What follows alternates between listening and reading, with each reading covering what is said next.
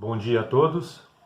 Estamos aqui para mais um compartilhamento de um novo estudo. Antes desse estudo, nós vamos orar para que Deus possa dirigir os pensamentos e preparar os corações. Querido Deus, nós nos apresentamos perante o Senhor neste momento, pedindo que esteja dirigindo os pensamentos, as necessidades, preparando os corações para receberem a Tua palavra mais uma vez, que o Senhor possa estar cuidando de cada um dos irmãos nestes momentos difíceis, mas que a Tua provisão possa estar em cada lar, tanto material quanto espiritual, e entregamos todos mais uma vez nas Tuas mãos, e que o Senhor venha nos dirigir a cada passo para as decisões certas em nossas vidas. Dependemos do Senhor, porque o Senhor é o nosso Pai e cuida de nós como promessa do Teu amor, que nós possamos assim então confiar em Ti e seguirmos adiante. Em nome de Jesus, oramos agradecidos. Amém. Muito bem. A palavra de hoje tem como título Educação. Há estudos que dizem que países que valorizam a educação valorizam-se a si mesmos. O Japão é um clássico deste exemplo. É um país que foi bombardeado pelos Estados Unidos na Segunda Guerra Mundial. 2 cidades foram atingidas, Hiroshima e Nagasaki. E o país entrou, naquela época, num estado de caos. O governo japonês passava por imensas dificuldades e, para sair daquele estado onde as pessoas precisavam morar até em containers, o esgoto corria a céu aberto no meio deles, o Japão chegou aonde chegou como nação nos dias de hoje, pertencendo aos países desenvolvidos, ao grupo dos países desenvolvidos, graças a este fenômeno chamado educação. Todas as pessoas que querem tornar-se cultas precisam, em primeiro lugar, estudar, frequentar uma escola. Através dos estudos, as pessoas podem aprender a pensar melhor, expressarem-se melhor, ter um maior discernimento das coisas que as cercam e uma compreensão também maior de tudo. Entretanto, para isso é necessário investir tempo. Nada é de graça. É preciso investir também dinheiro, esforço, precisa-se ler muito, informar-se, pesquisar, fazer experiências, prestar provas, dentre outras coisas. Para que tudo isto tenha eficiência e eficácia na vida da pessoa, uma das questões é procurar estudar em boas universidades no processo final deste ciclo de estudos da vida de uma pessoa. Os alunos, finalmente, quando se formam, uma boa quantidade deles buscará o mercado de trabalho, pois eles estarão prontos para sobreviver na vida, ganhando seu dinheiro e tornando-se pessoas independentes, e assim poder honrar os seus compromissos sociais de uma forma geral e também contribuir dentro das suas especialidades para o desenvolvimento de uma sociedade. Certa vez, Jesus também se dirigiu para um grupo de pessoas e disse: Examinais as Escrituras, porque vós cuidais ter nelas a vida eterna. E são elas que de mim testificam. Então Jesus tinha uma grande preocupação também com as questões de estudo da sua palavra, porque a semelhança de tudo isso que foi dito, o estudo da palavra de Deus traz as mesmas condições às pessoas que decidem aprimorar-se para poder servi-lo com mais qualidade. Vamos ler o texto na sua totalidade, continuando do verso 40 em diante, que nos vai dizer o seguinte: mas vocês não querem vir a mim para terem vida, embora estudem as Escrituras Sagradas. Eu não procuro a aprovação das pessoas, porque conheço vocês e sei que não amam a Deus com sinceridade. Porque Deus espreita as intenções do coração de uma pessoa.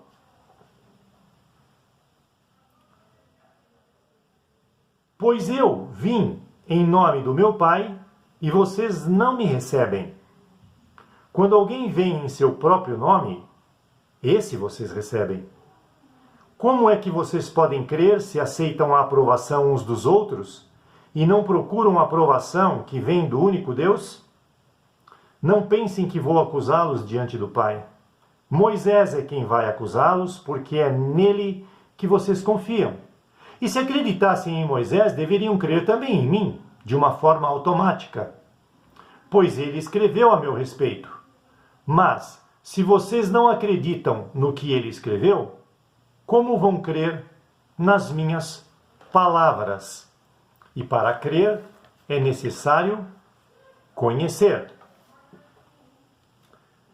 Desse texto em diante é que começam a surgir certos problemas. Aqueles homens não queriam saber de obedecer, cumprir ou reconhecer as Escrituras. Nem eles estavam no céu e tampouco deixavam que outras pessoas entrassem, como está escrito em Mateus 23, 13 a 15. Vamos para o texto complementar. Ai de vocês, professores da lei e fariseus, hipócritas, pois fecham a porta do reino do céu aos outros, mas vocês mesmos não entram nem deixam entrar os que estão querendo. Ai de vocês, professores da lei e fariseus hipócritas, pois atravessam os mares e viajam por todas as terras para procurarem converter uma pessoa à sua religião. E quando conseguem, tornam essa pessoa 2 vezes mais merecedora do inferno do que vocês mesmos. Olha que coisa interessante. Eles buscavam pessoas para que elas se convertessem através da pregação da palavra, e depois que elas estavam anexadas, inseridas no grupo, crendo nas palavras, a maneira como esses professores da lei se comportavam era para fazer com que seus alunos acabassem se perdendo e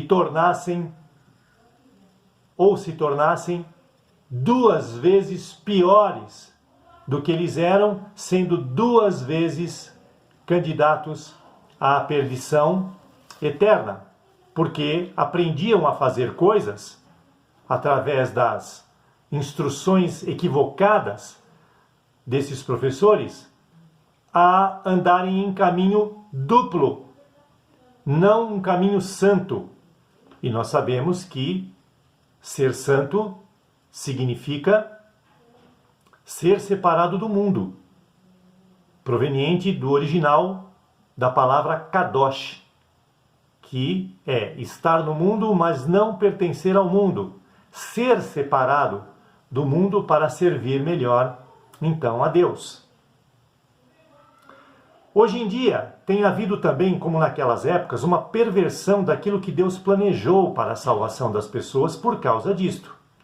Se compararmos novamente com o sistema de ensino secular, como o de muitas igrejas, podemos notar o seguinte, uma semelhança.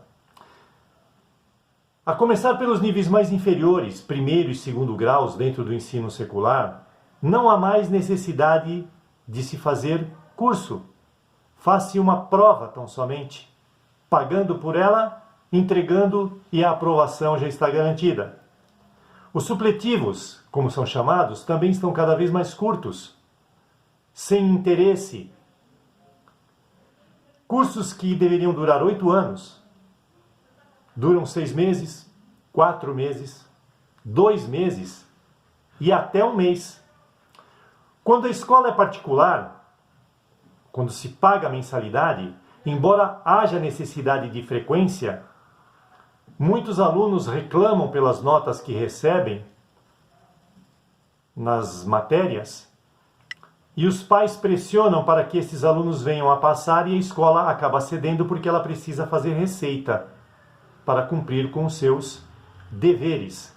Então ela aprova alunos embasado em pressão, não em merecimento. Isso estou falando porque eu já testifiquei disto.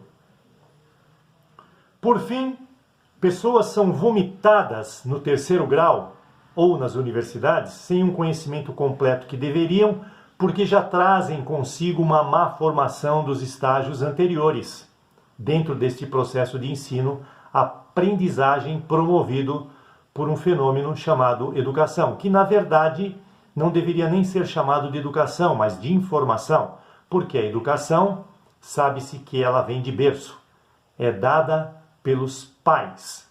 A escola tem a função de informar e de trazer cultura à vida das pessoas. Quanto à vida eclesiástica ou da igreja, não temos algo semelhante acontecendo? Sim, porque a popular escola bíblica, ela não está sendo encurtada, mas em muitas igrejas ela está sendo dizimada, cortada. E a escola bíblica dominical, que é um dos eventos que a igreja promove, é a sinagoga de antigamente, onde Jesus se ocupava em ensinar as pessoas, estar na sinagoga. Inclusive, uma vez ele fugiu da presença da sua mãe, e a mãe desesperada procurando por ele. E aonde ela foi encontrá-lo? No meio dos mestres e dos professores ali existentes, ensinando a palavra de Deus. Lembrando que uma escola, seja ela qual for, e fortalecendo isso, serve para ensinar, estruturar e preparar para o futuro, para o exercício da cidadania social ou espiritual. Esse termo cidadania, ele é muito amplo, e ele aplica-se à vida de uma pessoa quando ela, por exemplo, vai ao trabalho, vai à escola, vai ao seu lazer, vai praticar esportes, vai votar em um determinado candidato, quando ela torce por um time de futebol. Tudo isto é a mais pura prática da cidadania. E na igreja ela também deve ser usada e cumprida. Devido a esta realidade de má formação, muitos falsos mestres ficam à espreita deste grupo de pessoas. Para quê?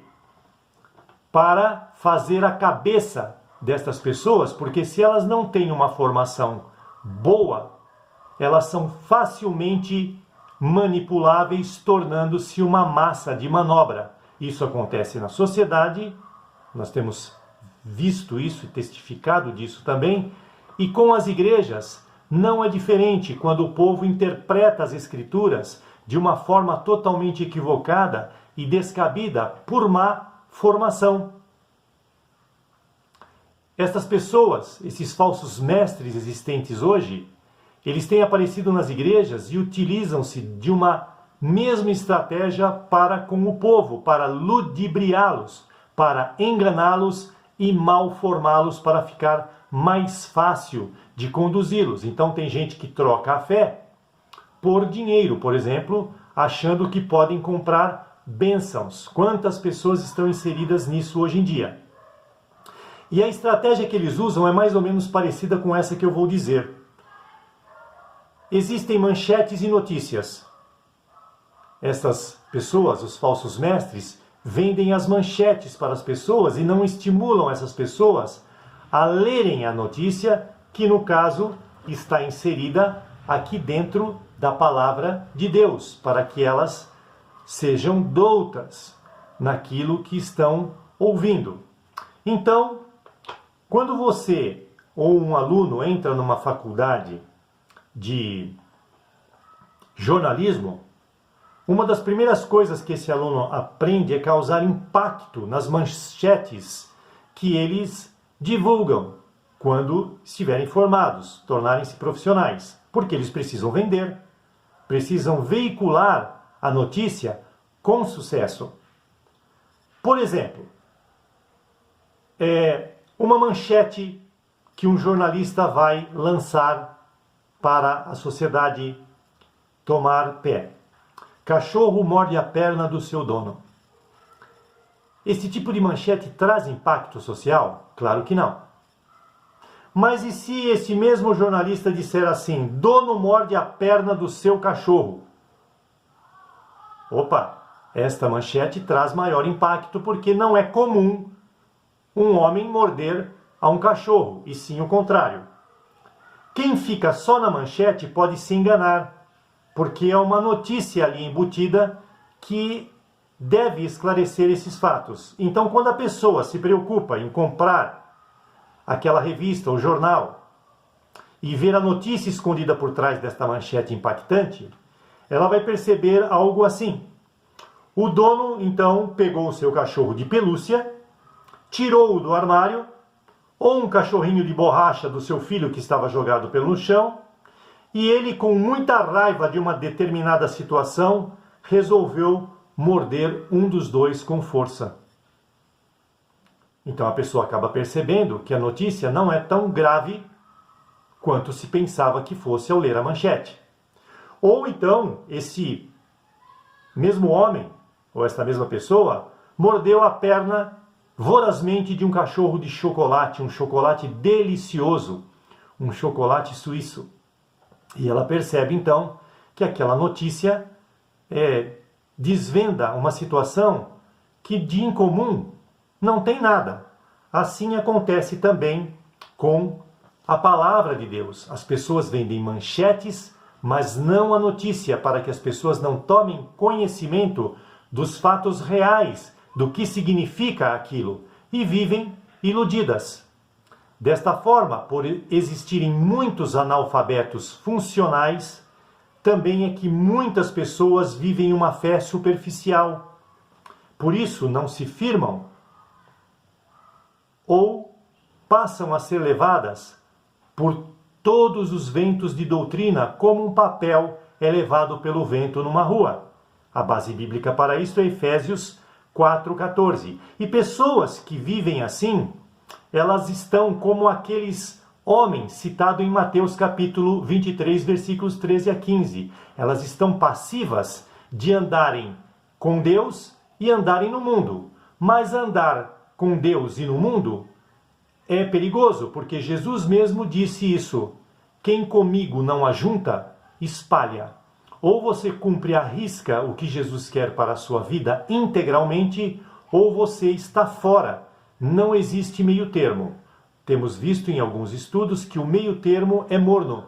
E o morno será vomitado, expurgado de dentro de uma pessoa, por ser algo que faz mal.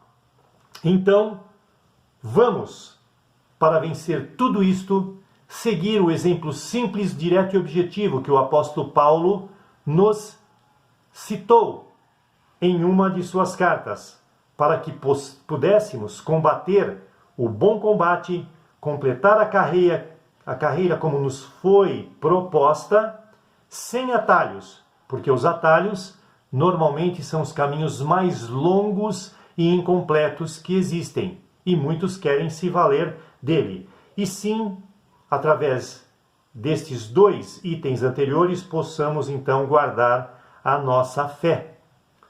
Ser amigo do mundo constitui-se em ser inimigos de Deus. Tiago 4,4 fala sobre isso. E precisamos tomar cuidado com essa advertência, porque quem está de pé precisa tomar cuidado para não cair segundo os conselhos, melhor dizendo, das próprias Escrituras. E para combater tudo isso, é muito bom um antídoto que combate Tiago 4,4, que diz, novamente, ser amigo do mundo constitui-se naturalmente em ser inimigo de Deus. Quem comigo não ajunta, espalha. Este texto estará escrito agora no final de tudo, como costumeiramente aparece no rodapé. É um texto de conteúdo muito conhecido, de Romanos 12, 1 e 2. Ele é o melhor antídoto que um cristão pode ter para não ir no vai da valsa daquilo que acontece tanto no mundo secular, como nós vimos, como no mundo eclesiástico dentro da igreja, de igual forma, produzindo os mesmos efeitos caóticos e devastadores de uma má educação desinformadora e destruidora, quando nós sabemos que o processo de educação ele vem para ser construtivista, para fazer da pessoa uma vida sólida, uma vida com conhecimento e de bom discernimento para o bom exercício, no caso da fé. Então esta é a palavra para esta semana. Peço a Deus que abençoe nos corações de todos aqueles que a ouviram e que a mesma possa produzir muitos frutos, frutos dignos do nosso arrependimento inicial. Deus abençoe a todos. Boa semana.